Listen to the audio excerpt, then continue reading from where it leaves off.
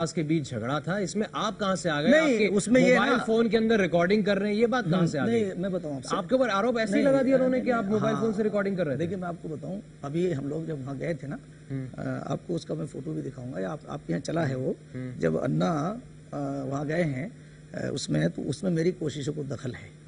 मैंने बहुत कोशिश की है अन्ना और बाबा रामदेव के एक साथ, मैंने बहुत कोशिश की है अन्ना और बाबा रामदेव के एक साथ आने की, और ये उन्हें बर्दाश्त नहीं। उस बात पे हमने तय किया है कि जब करोड़ों लोग ये चाहते हैं कि हम आंदोलन अलग अलग दिशाओं से चलाएं, लेकिन वक्त आने पर संगम भी बन जाए, यही विचार लेकर के हमने परस्पर खूब मंथन किया, चिंतन किया, और हम इसी निष्कर्ष पर पहुंचे हैं कि हमें करोड़ों देश के लोगों की भावनाओं का सम्मान करना है और अलग अलग जन आंदोलन चलाते हुए भी वक्त वक्त पर मंच भी साझा करना है। मैंने बहुत कोशिश की है अन्ना और बाबा रामदेव के एक साथ आने, और ये उन्हें बर्दाश्त नहीं। मैंने बहुत कोशिश की है अन्ना और बाबा रामदेव के एक साथ आने, और ये उन्हें बर्दाश्त नहीं। मैंने बहुत कोशिश की है अन्ना और बाबा रामदेव के एक साथ आने, और ये उन्हें बर्दाश्त नहीं। मैंने बहुत कोशिश की है अन्ना और बाबा रामदेव के एक साथ आने, और ये उन्हें बर्दाश्त नहीं। अन्ना के कुनबे की इस किचकिच का ताजा उदाहरण है रामदेव अन्ना की दोस्ती पर केजरीवाल की त्योरियों का तन्ना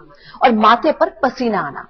यानी वो अन्ना रामदेव को साथ को लेकर खुश नहीं है, और जब उनसे इस पर सवाल पूछे जाते हैं तो वो बेहद मुश्किल महसूस करते हैं जवाब देने में।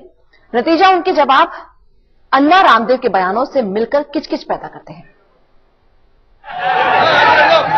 रामदेव और अन्ना हजारे ने हाथ मिलाया, कहा भ्रष्टाचार और काले धन की लड़ाई दोनों साथ साथ सरकार की नाक में दम करेंगे और अलग अलग आंदोलन चलाकर सरकार को लोकपाल लाने और काले धन की वापसी के लिए मजबूर करेंगे।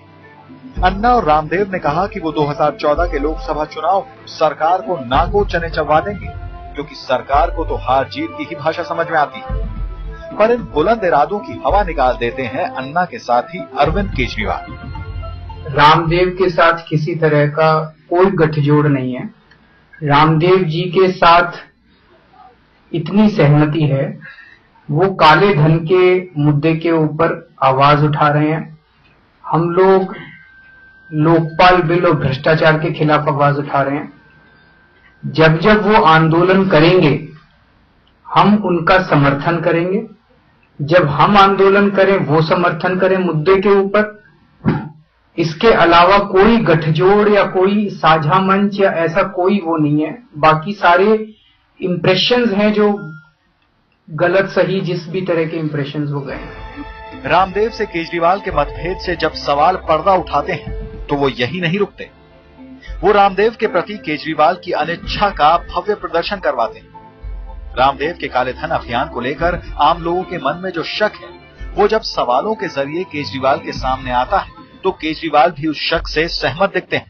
आप जैसे ये कह रहे हैं कि उनका काले धन पर हम सपोर्ट कर रहे हैं, काले धन के खिलाफ वो लड़ रहे हैं, आपको विश्वास है कि वो काले धन के खिलाफ लड़ रहे हैं?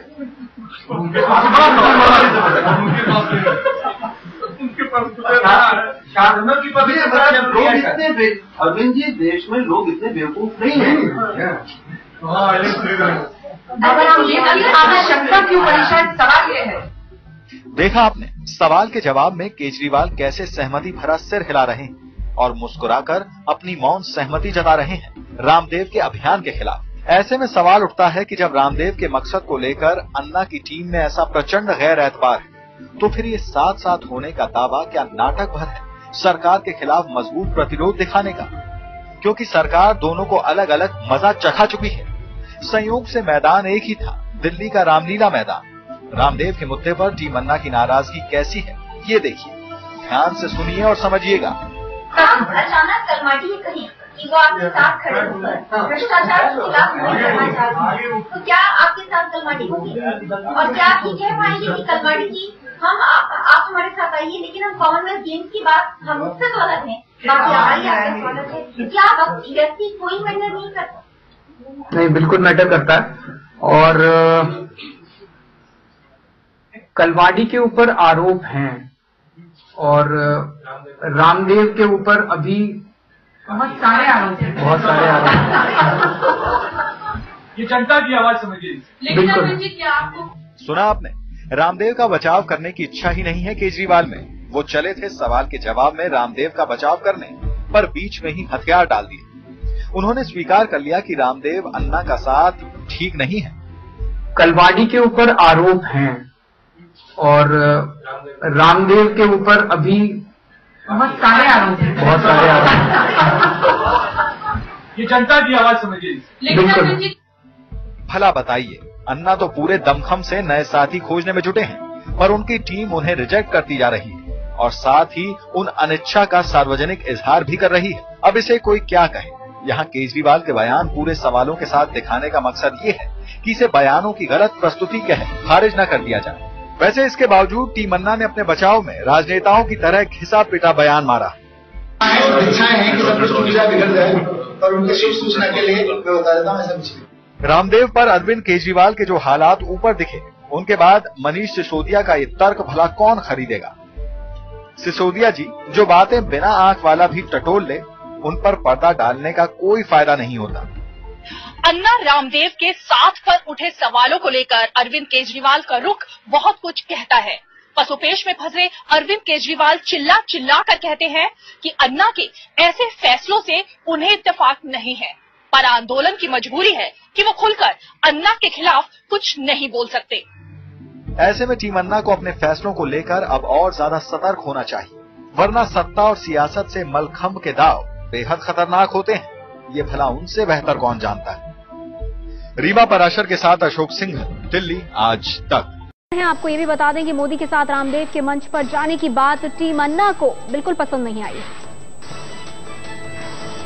उनके साथ आपने साझा आंदोलन करने की बात कही, वो नरेंद्र मोदी के साथ स्टेज पर दिखाई दे रहे हैं, जहां वो कहते हैं कि आप लोगों का नाम न लें, और वहीं पर मोदी के साथ वो दिखाई देते हैं। देखिए, जहां तक बीजेपी के साथ उनके आंदोलन करने का सवाल है, इसकी मुझे जानकारी नहीं है, लेकिन जब नरेंद्र मोदी जी की आप बात कर रहे हैं तो नरेंद्र मोदी की विचारधारा से हम लोग कतई सहमत नहीं है। स्वयं अन्ना हजारे जी ने नरेंद्र मोदी के बारे में अपनी स्थिति स्पष्ट कर दी है। नरेंद्र मोदी इस देश के अंदर इंसानियत और मानवता के हत्यारे हैं, जो गुजरात दंगों के आरोपी रहे हैं। तो ऐसे व्यक्ति से हमारी कोई सहमति हो नहीं सकती, और नरेंद्र मोदी जो अपने प्रदेश के अंदर भ्रष्टाचार रोकने के लिए लोकायुक्त नहीं बना सकते, उन नरेंद्र मोदी से हमारी कभी कोई सहमति नहीं हो सकती। तो मोदी रामदेव मिलन पर बोली है टीम अन्ना, कहा ये बिल्कुल पसंद नहीं नरेंद्र मोदी के, वो बिल्कुल समर्थन में नहीं है। लेकिन दूसरी तरफ बाबा रामदेव और टीम अन्ना साथ आने की बात भी करते हैं। ऐसे तस्वीरें बिल्कुल अलग अलग लगती हैं। भीड़ नहीं आई, अब भीड़ भी आ गई है। तो भीड़ पे वैसे आंदोलन नहीं टिकते, जनता तो जागी हुई है पहले से।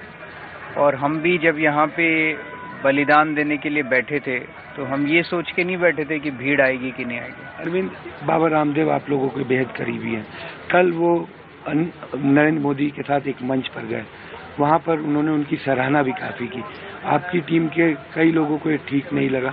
क्या इस तरीके से आंदोलन मिलकर आगे बढ़ सकता है? देखिए, नरेंद्र मोदी जी के ऊपर न केवल सांप्रदायिक दंगों के आरोप हैं।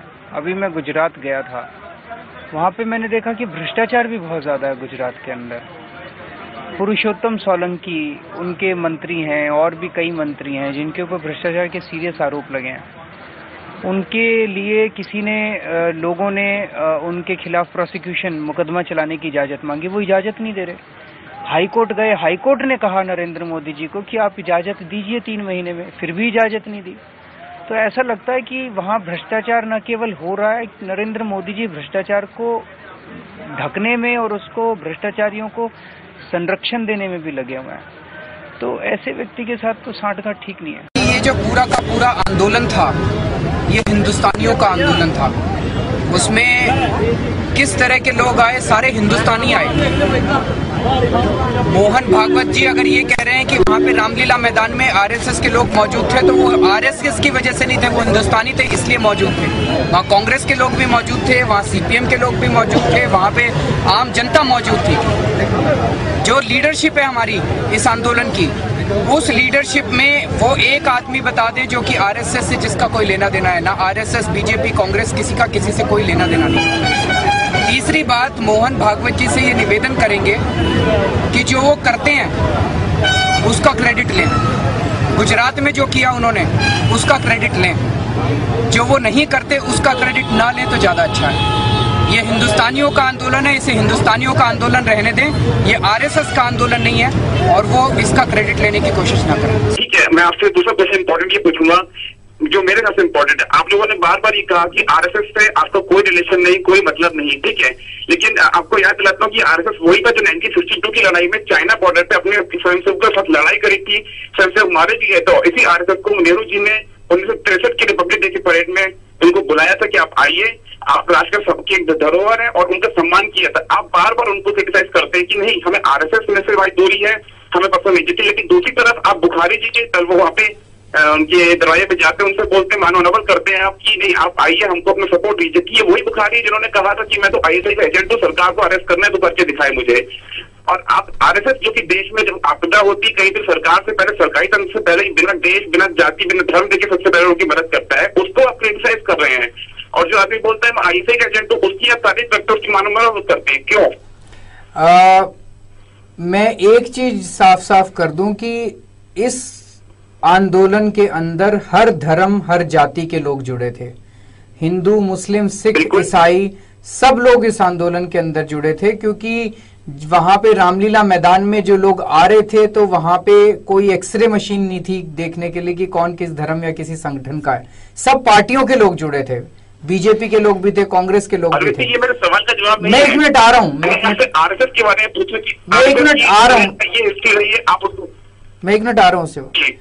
तो आरएसएस के लोग भी वहां थे, जैसे वहां लेफ्ट के लोग भी थे, वहां पे कांग्रेस के लोग भी थे, ऐसे आरएसएस के लोगों ने भी बहुत अहम भूमिका निभाई है। हमने जो अभी तक जवाब दिए थे उसमें केवल इस बात का जवाब हमने दिया था कि आरएसएस के लोगों ने कोई लीडरशिप रोल लिया इस आंदोलन के अंदर, ऐसा कहना थोड़ा गलत होगा।